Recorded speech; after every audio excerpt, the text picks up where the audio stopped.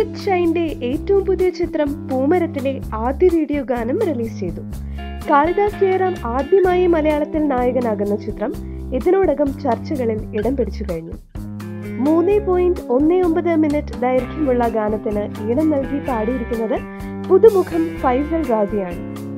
വളരെ പുതുമയോടെ റിയലിസ്റ്റിക്കായി ചിത്രീകരിച്ചിരിക്കുന്ന ഗാനം സോഷ്യൽ മീഡിയയിൽ തരംഗമായി മാറിക്കഴിഞ്ഞു ഇതിനകം.